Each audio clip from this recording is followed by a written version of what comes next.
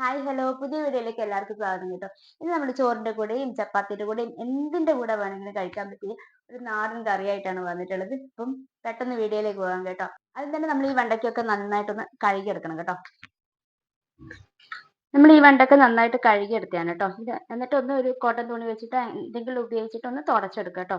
തുടച്ചെടുക്കുന്ന വെച്ച് കഴിഞ്ഞാൽ നമ്മൾ എണ്ണയിലിട്ട് ഫ്രൈ ചെയ്യുമ്പോൾ വെള്ളം പൊട്ടാതിരിക്കാൻ വേണ്ടിയിട്ടാണ് കേട്ടോ.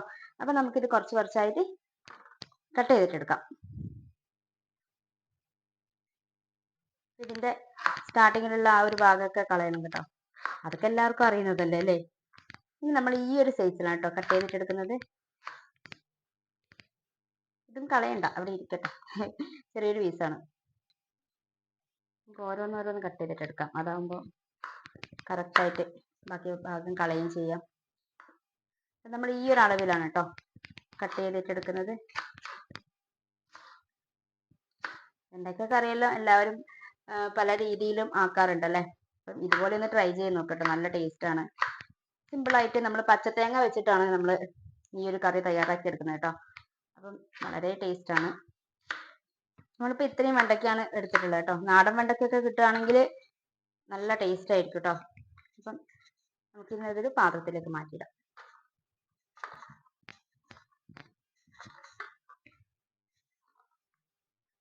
നമ്മൾ ഈ ഒരു കപ്പ് തേങ്ങയാണ് കേട്ടോ എടുത്തിട്ടുള്ളത്. ഇതൊന്ന് നമ്മൾ അരച്ചെടുക്കണം. അപ്പൊ അരച്ചെടുക്കുമ്പോൾ എന്തൊക്കെയാണ് ചെയ്യേണ്ടതെന്ന് നമുക്ക് നോക്കാം. ജാറിലേക്ക് മാറ്റാൻ കേട്ടോ.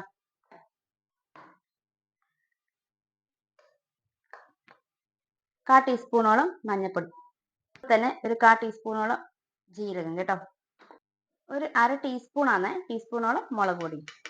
ഇത്രയും ഇനി ഇതിലേക്ക് ഒരു ടീസ്പൂണോളം മല്ലിപ്പൊടി കേട്ടോ. അതും കൂടെ ചേർത്ത് കൊടുത്തിട്ട് നമുക്ക് ഇച്ചിരി വെള്ളം കൂടെ ചേർത്തിട്ട് നന്നായിട്ട് അരച്ചെടുത്തിട്ട് വരാം കേട്ടോ. ഇതുപോലെ അരച്ചെടുത്തിട്ടുണ്ട് കേട്ടോ. അപ്പൊ ഇതൊന്ന് മാറ്റി വെക്കാം. ഇനി നമ്മൾ വെണ്ടയ്ക്ക് ഒന്ന് ഫ്രൈ ചെയ്തെടുക്കണം. അതിനായിട്ട് ഈ ഒരു ചീനച്ചട്ടിയിലാണ് എടുത്തിട്ടുള്ളത്. നോൺ സ്റ്റിക്കിന്റെ പാത്രം എടുക്കുന്നവർക്ക് അങ്ങനെ എടുക്കാം. അപ്പൊ ഞാൻ ഇതാണ് എടുത്തിട്ടുള്ളത്. ഇനി വെണ്ടയ്ക്ക് ഫ്രൈ ചെയ്യാം കേട്ടോ. ഇതിലേക്ക് ഒരല്പം വെളിച്ചെണ്ണ ഒഴിച്ചിട്ടുണ്ട്. വെളിച്ചെണ്ണ ഒന്ന് ചൂടായി വരുമ്പം അതിലേക്ക് വെണ്ടയ്ക്ക ഇട്ട് കൊടുക്കാം കേട്ടോ. ഇനി അതൊന്ന് ഫ്രൈ ചെയ്തെടുക്കുക. ചെറിയ തീയിലിട്ട് ഫ്രൈ ചെയ്തെടുത്താൽ മതി കേട്ടോ. അതൊന്ന് നന്നായിട്ടൊന്ന് വാടി കിട്ടണം. എന്നിട്ട് അതിന്റെ ആ ഒരു വഴുവഴുപ്പെല്ലാം മാറി കിട്ടാൻ വേണ്ടിയിട്ടാണ് കേട്ടോ.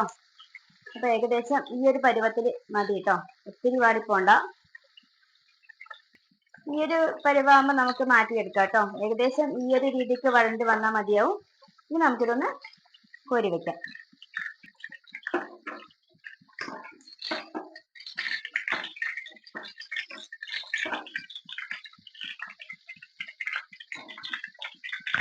ആ ഒരു സെയിം എണ്ണയിലേക്ക് നമ്മൾ ഒരു മീഡിയം സൈസിലുള്ള ഉള്ളി ഇട്ടുകൊടുക്കാം കേട്ടോ. ചെറിയ തീയിൽ വേണം കേട്ടോ ചെയ്തെടുക്കാൻ.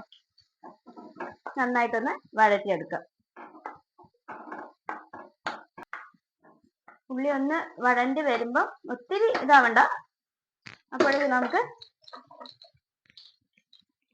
2 പച്ചമുളക് കേട്ടോ,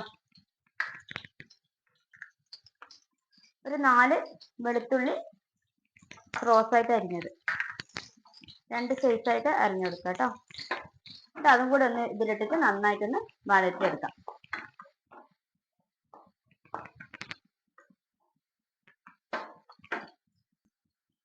ഒരു നുള്ള് ഉപ്പിട്ട് കൊടുക്കുന്നുണ്ട് കേട്ടോ, ഉള്ളി പെട്ടെന്നൊന്ന് വാടിക്കിട്ടാൻ വേണ്ടിയിട്ട്.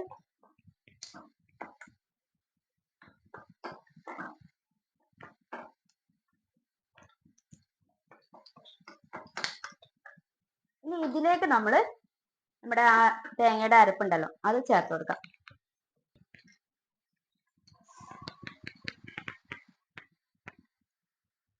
ജാറിൽ കുറച്ച് വെള്ളം കൂടെ ഒഴിച്ചിട്ട് അതും കൂടെ നമ്മൾ ചേർത്ത് കൊടുക്കാം കേട്ടോ.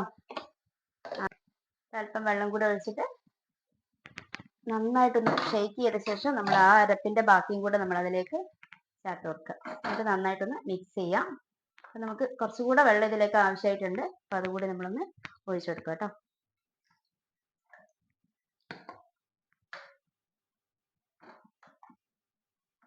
അപ്പം ഈ അരപ്പ് ഒന്ന് ഒരു 5 മിനിറ്റ് ഒന്ന് തിളയ്ക്കട്ടെ. അപ്പം തിളയ്ക്കാനൊക്കെ വെക്കാം.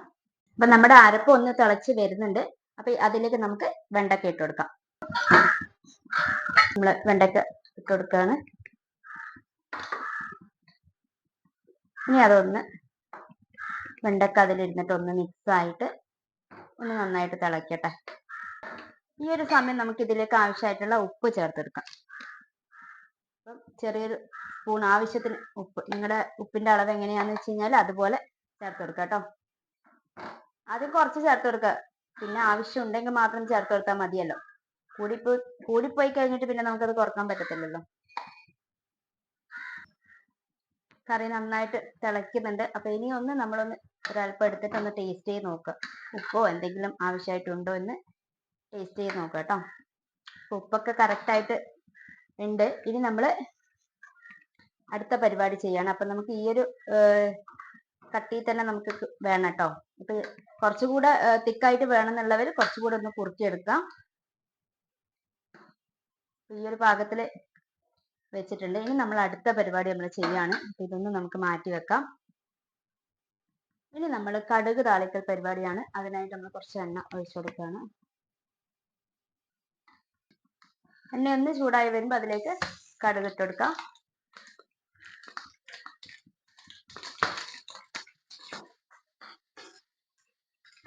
ഇനി അതിലേക്ക് ഒരു 4-5 ചെറിയ ഉള്ളി അരിഞ്ഞത് ഇട്ട് കൊടുക്കാം കേട്ടോ. അതിലേക്ക് കായ്മുളകും കൂടി ഇട്ട് കൊടുക്കാം. ഇനി അതിലേക്ക് കുറച്ച് കറിവേപ്പിലയും കൂടി ഇട്ട് കൊടുക്കാം. ഇനി നമ്മൾ ഇതിലേക്ക് തക്കാളി ഇട്ട് കൊടുക്കുന്നുണ്ട് കേട്ടോ. ഒരു വലിയ തക്കാളിയാണ് എടുത്തിട്ടുള്ളത്. ചെറുതാണെങ്കിൽ 2 എടുക്കാം. തക്കാളി നമ്മൾ ആദ്യമേ ഇട്ട് കൊടുക്കാത്തതിന്റെ കാരണം എന്ന് പറയുന്നത് നമുക്ക് തക്കാളി അങ്ങനെ ഒത്തിരി അങ്ങ് ഉടഞ്ഞു പോവണ്ട വെന്തിട്ട്.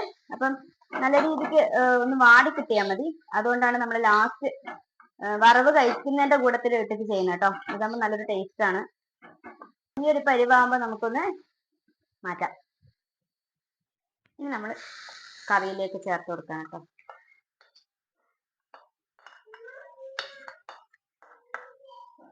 അപ്പൊ നമ്മുടെ വെണ്ടക്ക കറി അടിപൊളിയായിട്ട് റെഡി ആയിട്ടുണ്ട്. നല്ല ചൂട് പോകുന്ന നല്ല നാടൻ വെണ്ടക്ക കറിയാണ്. നമ്മുടെ നാടൻ വെണ്ടക്ക കറി ഇവിടെ റെഡി ആയിട്ടുണ്ട് കേട്ടോ. അപ്പൊ ഇതുപോലെ എല്ലാവരും ഒന്ന് ട്രൈ ചെയ്ത് നോക്കുക.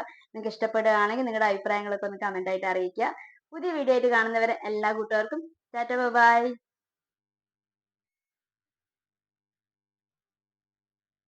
ഈ വീഡിയോ നിങ്ങൾക്ക് ഇഷ്ടപ്പെടുകയാണെങ്കിൽ എല്ലാവരും ഒന്ന് സ്കിപ്പ് ചെയ്യാതെ കണ്ട് സപ്പോർട്ട് ചെയ്യുക. കൂടാതെ നമ്മുടെ ചാനലൊന്ന് സബ് ചെയ്യാൻ വിട്ടുപോരാണെങ്കിൽ ഒന്ന് സബും ചെയ്തേക്കുക, ലൈക്കും അടിച്ചേക്കുക. ഇതൊന്നും പ്രത്യേകിച്ച് പറയണ്ടല്ലോ അല്ലേ, നിങ്ങൾ അറിഞ്ഞ് ചെയ്യല്ലോ അല്ലേ. അപ്പം പുതിയ വീഡിയോ ആയിട്ട് കാണാം കേട്ടോ.